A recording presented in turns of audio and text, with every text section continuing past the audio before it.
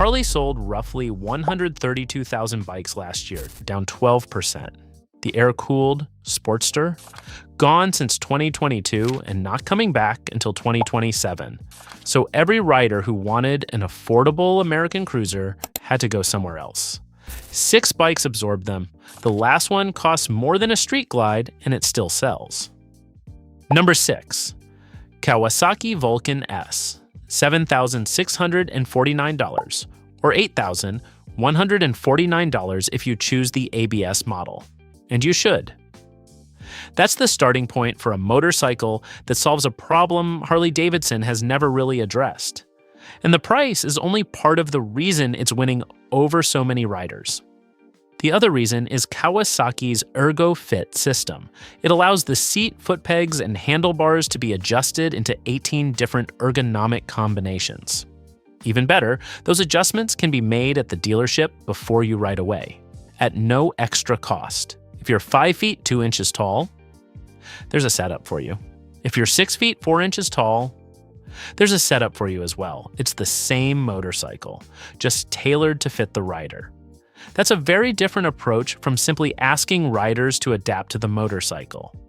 Power comes from a 649 cubic centimeter liquid-cooled parallel twin, borrowed from Kawasaki's sport bike lineup. It produces around 60 horsepower at 7,500 revolutions per minute and approximately 46 pound-feet of torque. That tells you something important about its personality. Unlike a traditional cruiser that prefers to stay low in the rev range, the Vulcan S enjoys being revved. On a winding road, it changes direction with a level of agility that heavyweight cruisers simply can't match. The seat height sits just under 28 inches, and with a curb weight of around 500 pounds, slow-speed maneuvers and U-turns feel much less intimidating than they do on larger cruisers. Of course, there are compromises. The single-front brake disc is adequate for everyday riding, but during repeated hard stops from highway speeds, you begin to notice its limits. There's no cruise control, no selectable ride modes, and the 12-month factory warranty looks modest compared with the 3-year coverage Royal Enfield now offers. Then there's the sound. The Vulcan S sounds exactly like what it is. A smooth, refined Japanese parallel twin. If you're chasing the classic V-twin rumble at idle, this motorcycle probably won't satisfy you. Here's my opinion. This may be the least emotional motorcycle on this list, but it could also be the most sensible. Compare it with a Harley Davidson Nightster, costing several $1,000s more. Or even Honda's Rebel 500, which starts at around $6,999 but offers less power. And the Vulcan S stands out for one simple reason: it adapts to the rider, instead of forcing the rider to adapt to the motorcycle. And that's exactly why it deserves a place on this list. Harley Davidson has always been brilliant at selling identity. Kawasaki focused on comfort and ergonomics instead, and quietly. A lot of riders decided ergonomics mattered more. Number 5. Indian Scout Bobber. Park an Indian Scout Bobber next to a Harley Davidson Nightster. And for many riders, the comparison doesn't take long. Both have the same blacked-out attitude, the same low-slung stance, and they sit in a similar price range. But the Scout Bobber rides on a platform that Indian has spent nearly a decade refining. The standard Scout Bobber starts at $12,999. For that price, you get a liquid-cooled 1,250 cubic centimeters V-twin, 16-inch wheels wrapped in wide tires, a BS as standard, and suspension intentionally lowered by roughly 2 inches to achieve that aggressive bobber stance. If that's more than you want to spend, there's another option, the Scout 60. Bobber starts at just $9,999, yet it still delivers around 85 horsepower and 65 pound-feet of torque. Think about that for a moment. $10,000, 85 horsepower, a genuine American V-twin from a genuine American motorcycle brand. Out on the road, those numbers translate into effortless performance. Roll on the throttle in fourth gear at 45 miles an hour, and the motorcycle simply accelerates. No frantic downshift, no hesitation, just smooth, confident power. Joining a busy motorway becomes completely effortless. Of course, there is a trade-off that lowered suspension looks fantastic, but it also reduces suspension travel by roughly 2 inches. Every frost heave, every pothole, every expansion joint, you'll feel them all. It's one of the first things Scout owners talk about. In fact, upgrading the rear shocks has almost become a rite of passage within the Scout community. And the factory solo seat makes it clear this motorcycle wasn't designed with regular 2-up riding in mind. So, would I buy one? Absolutely. Personally, I'd choose the Scout 60 Bobber. I'd keep the money saved over the larger model and invest it in upgraded suspension, a more comfortable seat, and a quality exhaust system. For me, that's the smartest version of the package. And it's also the motorcycle that probably makes Harley Davidson the most uncomfortable, because it fills exactly the price gap once occupied by the iconic Sportster 883. In fact, Harley Davidson has already acknowledged that gap by announcing the return of the Sportster for 2027 at around $10,000. That tells you everything you need to know. Harley Davidson isn't leading this fight, it's responding to it. And the Indian Scout Bobber is a big reason why. Number 4, Kawasaki Eliminator.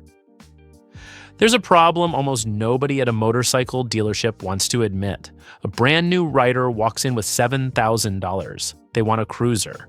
And today, there isn't a single Harley Davidson that gets them out the door within that budget. That customer doesn't stop shopping. They simply walk across the parking lot. Kawasaki priced the Eliminator at $6,499. The ABS version starts at $6,799. And personally, that's the version I'd recommend.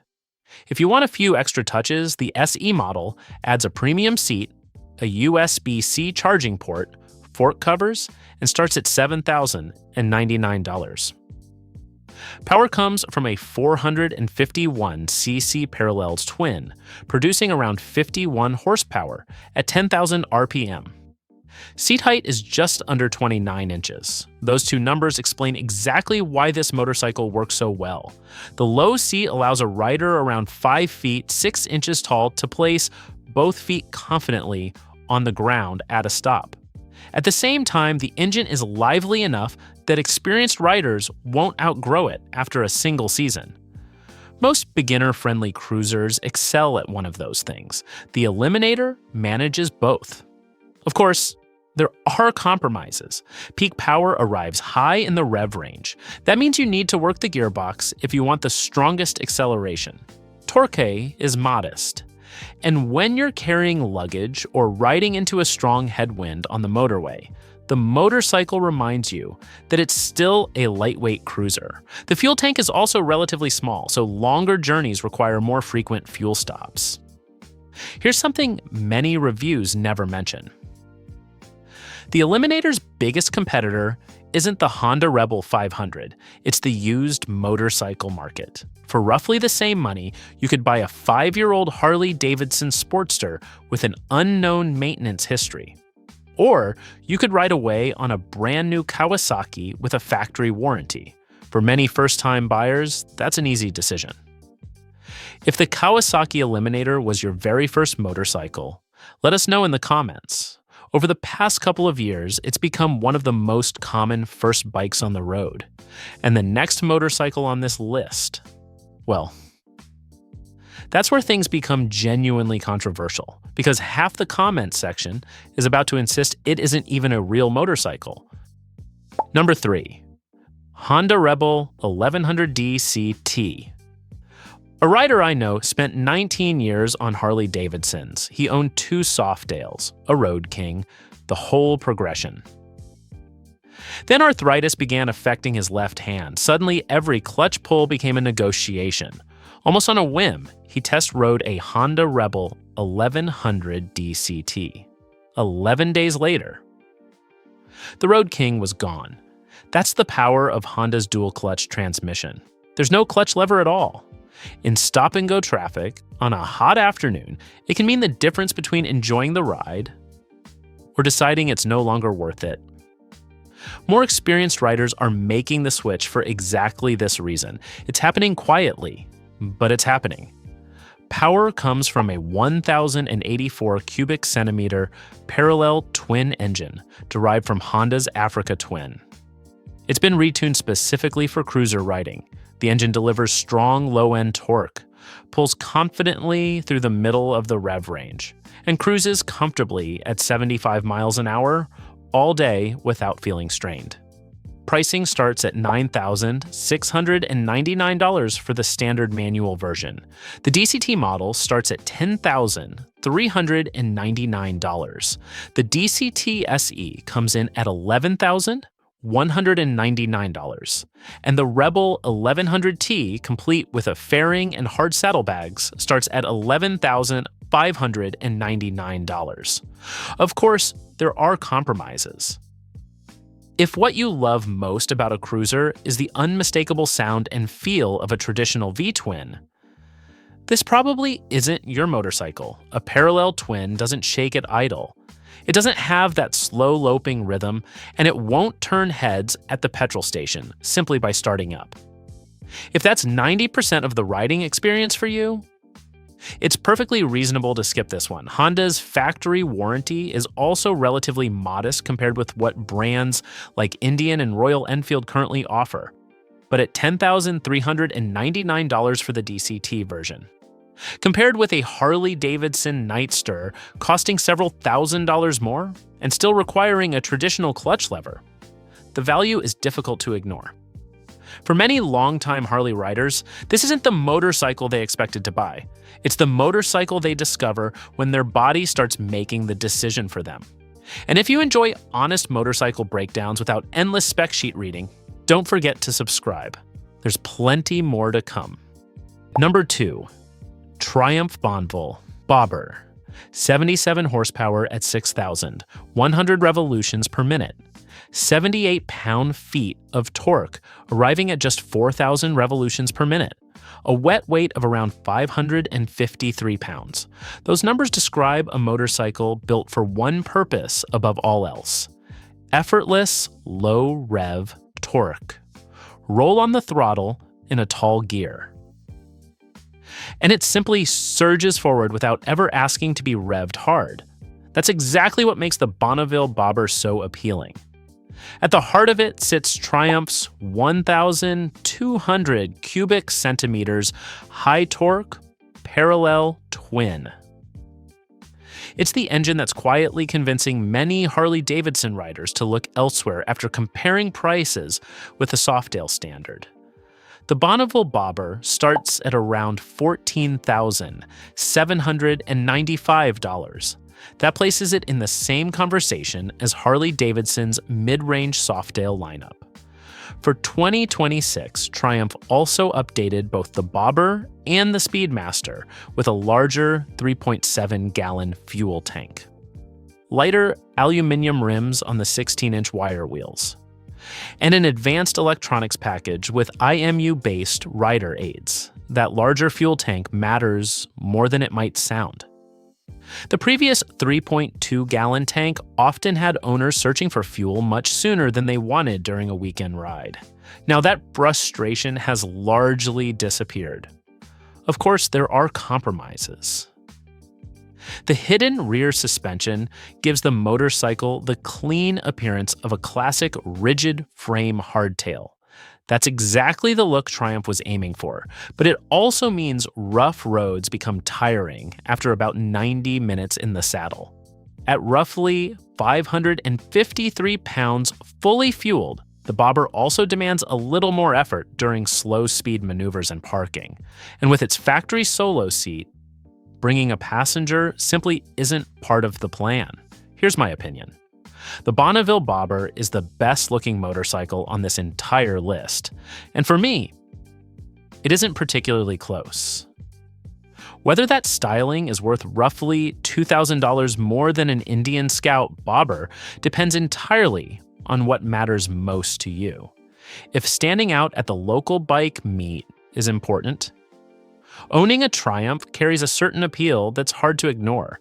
Some riders care about that a great deal, others don't. Everything we've covered so far has been about riders leaving Harley Davidson to save money. The final motorcycle turns that idea upside down, and it's probably the one Harley Davidson should be watching most closely. Number 1.